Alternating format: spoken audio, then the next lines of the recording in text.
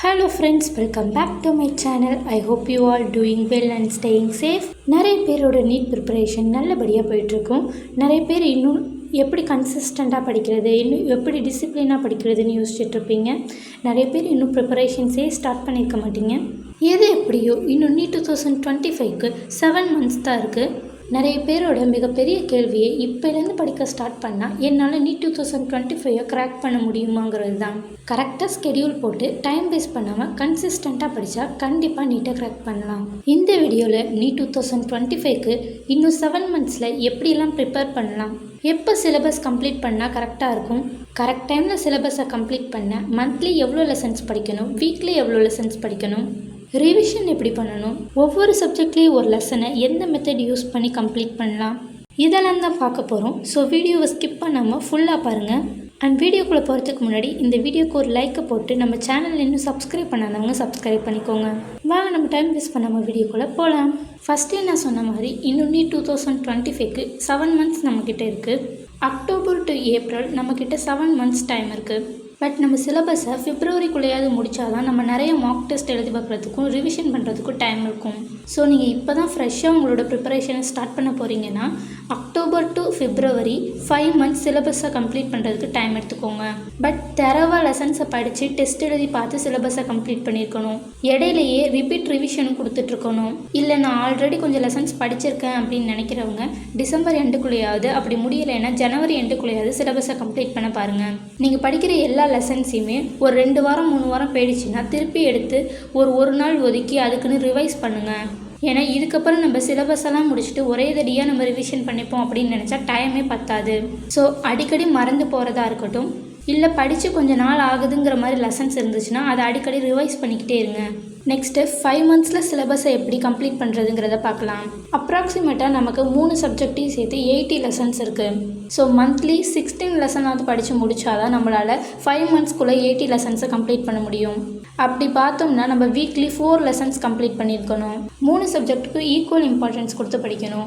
பயோவில் 2 lesson, ஃபிசிக்ஸில் 1 lesson, கெமிஸ்ட்ரியில் 1 லெசன்னு weekly 4 லெசன்ஸை complete பண்ண பாருங்கள்.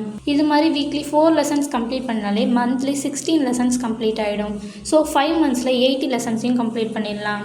கொஞ்சம் கஷ்டம்தான், ஆனால் வேறு வழியே கிடையாது. ஃபுல் சிலபஸையும் கம்ப்ளீட் பண்ணணுன்னா 5 monthsக்கு கொஞ்சம் ஹார்ட் ஒர்க் பண்ணி தான் ஆகணும். நிறைய பேர் மந்த்லி அண்ட் வீக்லி என்னென்ன லெசன்ஸ் படிக்கலாங்கிற ஸ்கெடியூலையும் நீங்களே போட்டு கொடுத்துருங்க அப்படின்னு சொல்லியிருந்தீங்க. உங்களுக்கு மந்த்லி வீக்லி இந்த லெசன்ஸ் எல்லாம் படிக்கலாம் அப்படிங்கிற ஐடியா இருந்ததுன்னா நீங்கள் உங்கள் ஓன் டைம் டேபிளே ஃபாலோ பண்ணிக்கோங்க. இந்த 5 monthsல சிலபஸை கம்ப்ளீட் பண்ணுறதுக்கு மந்த்லி அண்ட் வீக்லி என்னென்ன லெசன்ஸை படிக்கலாம் அப்படிங்கிற மாதிரி ஒரு ஸ்கெடியூலை நானும் நம்ம டெலிகிராம் சேனலில் பிடிஎஃபாக அப்லோட் பண்ணுறேன். வேணுங்க அதையும் செக் பண்ணி பார்த்துக்கோங்க. நீங்கள் இன்னும் நம்ம டெலிகிராம் சேனலில் ஜாயின் பண்ணலைன்னா லிங்க் டிஸ்கிரிப்ஷனில் கொடுக்குறேன், நம்ம டெலிகிராம் சேனலில் ஜாயின் பண்ணிக்கோங்க. நீங்களே ஓனாக மந்த்லி அண்ட் வீக்லி என்னென்ன லெசன்ஸ் முடிக்க போகிறீங்க அப்படிங்கிறத ஸ்கெடியூல் போடுறீங்கன்னா ஹை வெயிட்டேஜான லெசன்ஸை ஃபஸ்ட்டு போடுங்க. நீட்டுக்குன்னு ஒரு பேட்டர்ன் இருக்குது. High weightage units and chapters நீட்டுக்கு உண்டு. ஸோ நீங்கள் பிளான் பண்ணும்போதே அதுக்கேற்ற மாதிரி பிளான் பண்ணிக்கோங்க. அதே மாதிரி ஹை வெயிட்டேஜை மட்டுமே பார்த்து பேசிக் லெசன்ஸை விட்டுறாதீங்க. சில லெசன்ஸை படித்தாதான் சில லெசன்ஸ் புரியுங்கிற மாதிரி லெசன்ஸ் எல்லாம் இருக்குது. ஸோ நான் போட்டு கொடுக்குற ஸ்கெடியூலில் நான் ஃபஸ்ட்டு பேசிக்ஸ் லெசனை கவர் பண்ணிவிட்டு அடுத்த ஹை வெயிட்டேஜ் லெசன் என்ன இருக்கோ அது ஸ்கெடியூலில் போடுவேன். ஸோ நீங்கள் ரெஃபரன்ஸ்க்கு கூட நான் போட்டு கொடுக்குற ஸ்கெடியூலை பார்த்துட்டு நீங்களே உங்களோட ஓன் டைம் டேபிளை க்ரியேட் பண்ணிக்கலாம். இன்றைக்கி ஈவினிங்குள்ளே நான் ஸ்கெடியூலை அப்லோட் பண்ணி பார்க்குறேன். ஸோ இப்போதைக்கு நம்ம 5 monthsல சிலபஸ் கம்ப்ளீட் பண்ணணும்னா மந்த்லி 16 லெசன் முடிச்சிருக்கணும். அண்ட் அதுவும் இல்லாமல் வீக்லி 4 லெசன்ஸை கம்ப்ளீட் பண்ணியிருக்கணும். நெக்ஸ்ட்டு ஹேவ் லிமிட்டட் புக்ஸை நிறைய வாங்கி அடுக்கி வச்சுக்கிட்டே போகாதீங்க. அப்படி அடுக்கி வச்சுக்கிட்டே போனீங்கன்னா ஒரு லெசனை நீங்கள் எல்லா புக்லேயும் படித்து முடிக்கிறதுக்கே உங்களுக்கு 1 மாதம் கூட பத்தாது. ஸோ கரெக்டான புக்ஸை வாங்கி வச்சுக்கிட்டு அதை மட்டுமே ஸ்டார்டிங்லேருந்து எண்டிங் வரைக்கும் யூஸ் பண்ணுங்கள். கரெக்டான புக்ஸ் எல்லாம் எது கான்செப்டை படிக்கிறதுக்கு என்சிஆர்டி புக், என்சிஆர்டிலே நியூ என்சிஆர்டி வாங்கிக்கோங்க. ரெஃபரன்ஸ்க்கு கோச்சிங் சென்டர் மாடியூல் கிடச்சிச்சின்னா யூஸ் பண்ணுங்கள். அப்படி இல்லைன்னா உங்களோட என்சிஆர்டி புக்கே எனாஃப் தான். ரெண்டாவது எம்சிக்யூ ப்ராக்டிஸ் பண்ணுறதுக்கு ஒரு எம்சிக்யூ புக் வாங்கி வச்சுக்கோங்க. ஏதாச்சும் ஒரு எம்சிக்யூ புக்ஸ், இந்த பிராண்டா அந்த பிராண்டான்னு இல்லை, உங்ககிட்ட எந்த ஒரு MCQ books topic wise and chapter wise question solve பண்ணுறதுக்கு இருக்கோ அதையே யூஸ் பண்ணுங்கள். தேர்டாக பிஒய்க்யூ புக்ஸ். முடிஞ்சால் 37 இயர்ஸ் பிஒய்க்யூ புக்ஸ் வாங்கிக்கோங்க. அப்படி இல்லைன்னா லாஸ்ட்டு 15 to 10 இயர்ஸ் அது பிஒய்க்யூ போட்டு பார்க்கணும். அவ்வளோதான். இந்த 3 புக்ஸை தவிர எக்ஸ்ட்ரா வேறு எதுவுமே வாங்கிக்காதீங்க. கான்செப்டை படிக்கிறதுக்கு NCERT book and MCQ practice பண்ணுறதுக்கு எம்சிக்யூ புக், அப்படி இல்லைன்னா நம்மளோட டெலிகிராம் சேனலோட பிடிஎஃப்பையும் நீங்கள் யூஸ் பண்ணிக்கலாம். அண்ட் தேர்டாக பிஒய்க்யூ புக். இந்த 3 புக் தான் நமக்கு நீட்டுக்கு தேவை.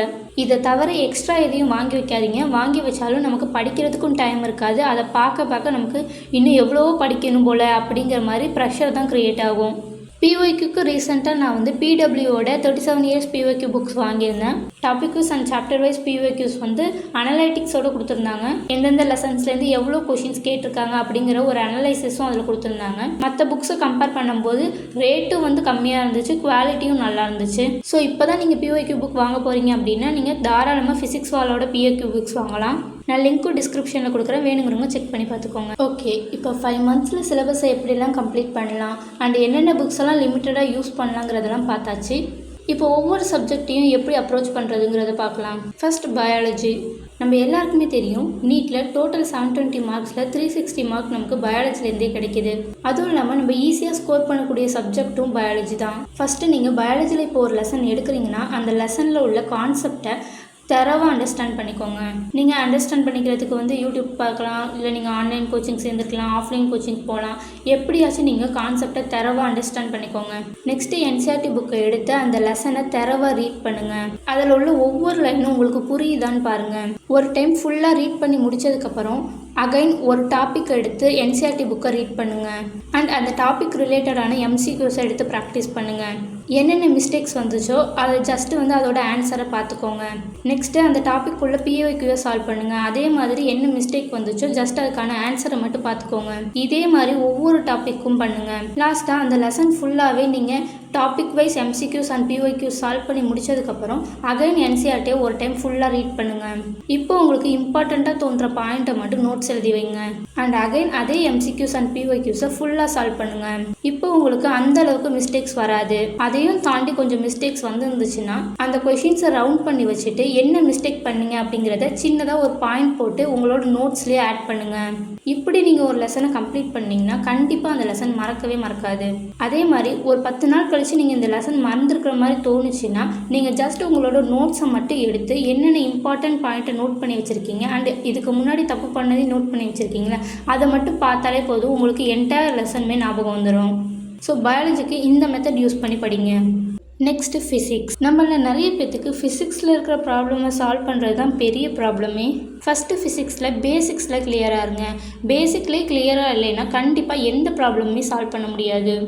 நான் ஆல்ரெடி போட்டிருந்த ஸ்டடி பிளான் வீடியோவில் பேசிக்ஸ்க்கு என்ன சேனல்ஸ் பார்க்கலாம் அண்ட் எந்தெந்த யூடியூப் சேனல்லாம் வந்து நமக்கு ஃபிசிக்ஸ் கெமிஸ்ட்ரி பயாலஜிக்கு இருக்குது அப்படின்லாம் சொல்லியிருந்தேன். அந்த வீடியோட லிங்க்கை நான் டிஸ்கிரிப்ஷனில் கொடுக்குறேன். நீங்கள் இந்த வீடியோவை பார்த்துட்டு அதை போய் பாருங்கள்.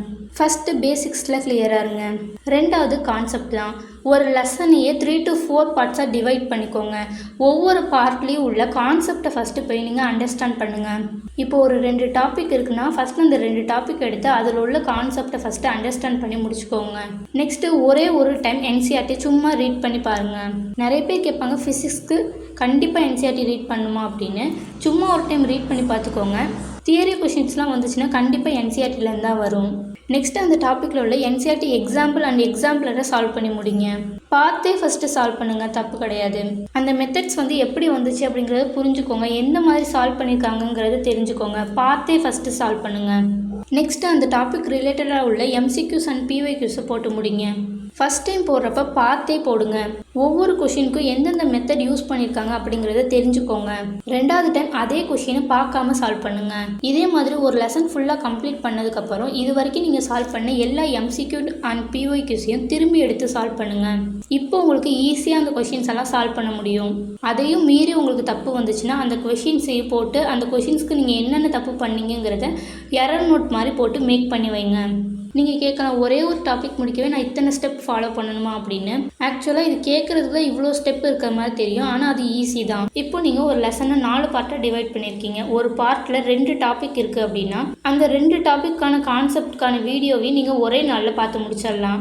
மிஞ்சி போனால் ஒரு 1 மணி நேரம், ஒரு 1.5 மணி நேரம் தான் ஆகும். அதுக்கப்புறம் அது ரிலேட்டடான என்சிஆர்டி கொஷின் ஒரு 4 இல்லைன்னா 5 கொஷின் தான் இருக்கும். அது ரிலேட்டடான எம்சிக்யூ அண்ட் பிஒய்க்யூஸும் மிஞ்சி போனால் ஒரு 10-15 தான் இருக்கும். ஸோ ஒரு நாளில் ஒரு 2 டாபிக் படிச்சுட்டு ஒரு 20 கொஷின் ப்ராக்டிஸ் பண்ணுற மாதிரி தான் இருக்கும்.